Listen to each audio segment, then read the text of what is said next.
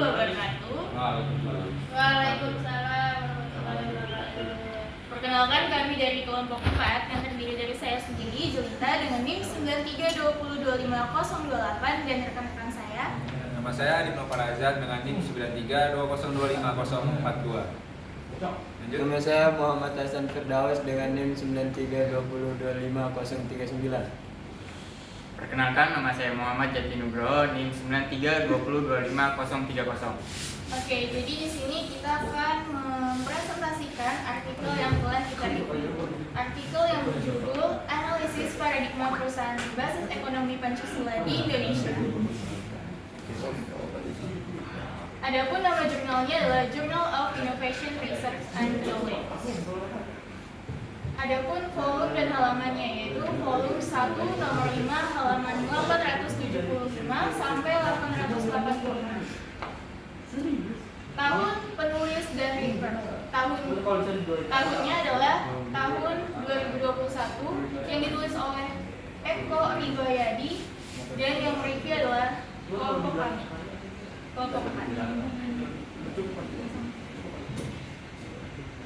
Tujuan penelitiannya adalah penulisan artikel ilmiah ini bertujuan untuk mengetahui dan menganalisis paradigma perusahaan berbasis ekonomi Pancasila di Indonesia dengan menggunakan metode tinjauan liter atau literary research. Adapun subjek dan objek penelitiannya adalah Pancasila, ekonomi Pancasila, ekonomi kerakyatan dan pembangunan.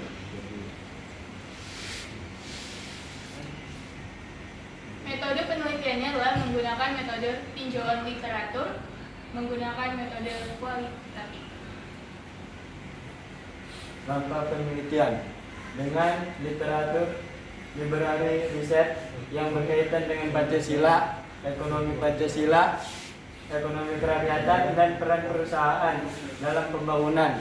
Mengumpulkan teori-teori dari penelitian sebelumnya, lalu menganalisis bagaimana perusahaan bisa menerapkan nilai-nilai Pancasila dalam kegiatan usahanya.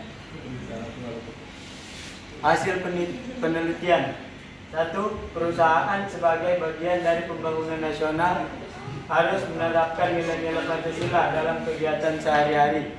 2.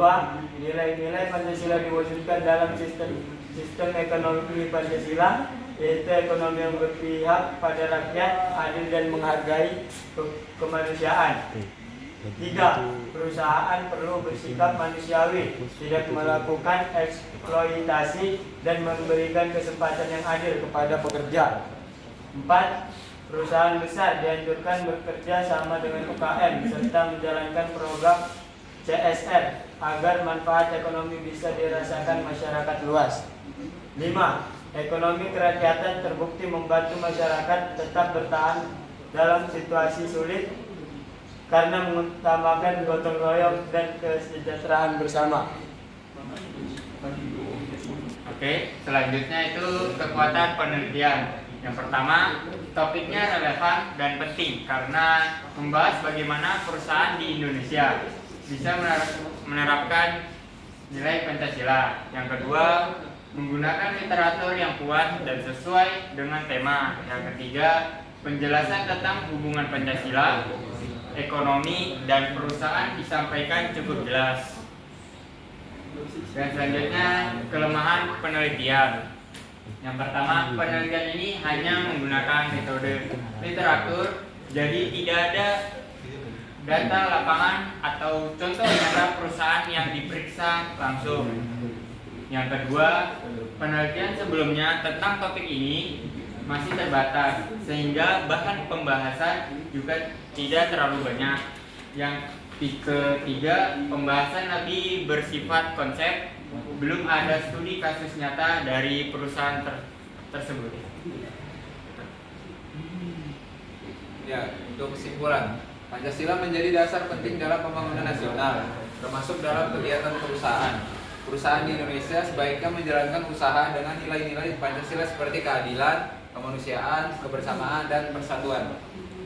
Sistem ekonomi kerakyatan atau ekonomi Pancasila mengutamakan kesejahteraan rakyat bukan hanya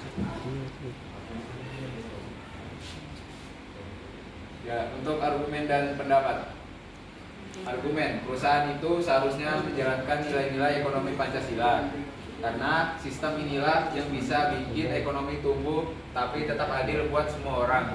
Jadi bukan cuma soal cari untung, tapi memang sudah kewajiban bahkan amanat dari negara untuk melindungi rakyat dan meningkatkan kesejahteraan bersama. Pendapat, ekonomi Pancasila sebenarnya sangat bagus dan cocok buat Indonesia. Tapi penerapannya masih perlu usaha lebih. Perusahaan harus diawasi dengan serius, punya aturan yang jelas, dan benar-benar mau menjalankan. Selain itu, semuanya perlu disesuaikan dengan perkembangan zaman, terutama di era digital, biar konsep ini nggak cuma jadi teori tanpa praktik. Sekian presentasi kelompok dari kami, kurang lebihnya mohon dimaafkan. Wassalamualaikum warahmatullahi wabarakatuh. Waalaikumsalam warahmatullahi wabarakatuh.